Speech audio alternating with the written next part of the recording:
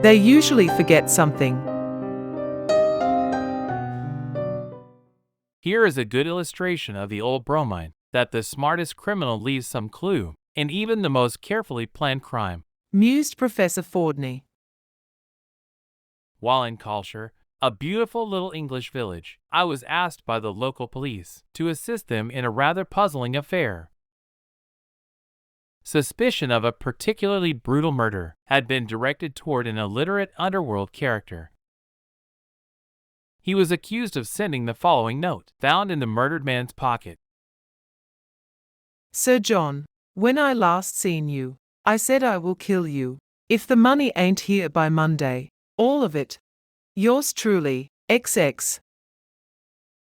When Wellington, the chief constable, asked my opinion, I told him the writer of the note, and therefore probably the murderer, was obviously an educated man.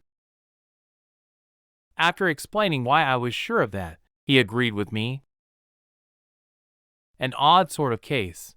The murderer was found to be an extremely wealthy American, whose sister had married the murdered man's brother.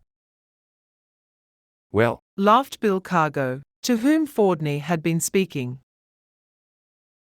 it's getting too involved for me. I can't figure it out.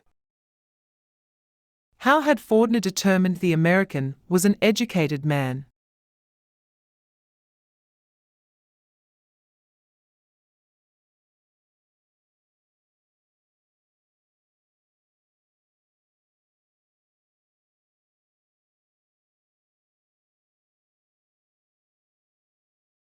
Professor Fordney determined that the American was an educated man, based on the content and style of the note, found in the murdered man's pocket.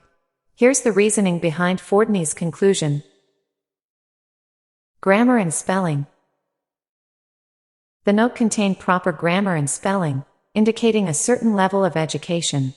The sentences were structured correctly, and there were no glaring errors in spelling or syntax. Vocabulary and diction. The language used in the note was not characteristic of an illiterate person. It displayed a reasonably sophisticated vocabulary and appropriate word choice.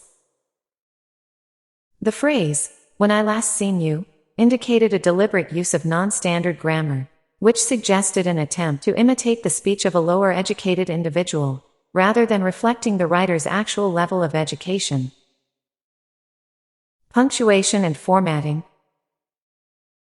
The note included proper punctuation, including the use of commas and semicolons. The presence of these punctuations, correctly placed, indicated an understanding of their usage, which is often associated with formal education. Composition. The note was coherent and organized. The thoughts were expressed in a structured manner, with a clear message and purpose. This level of organization and clarity suggested an educated mind behind the writing. Based on these factors, Professor Fordney concluded that the note was written by an educated person, rather than an illiterate underworld character. The educated person turned out to be the wealthy American, who was subsequently identified as the murderer.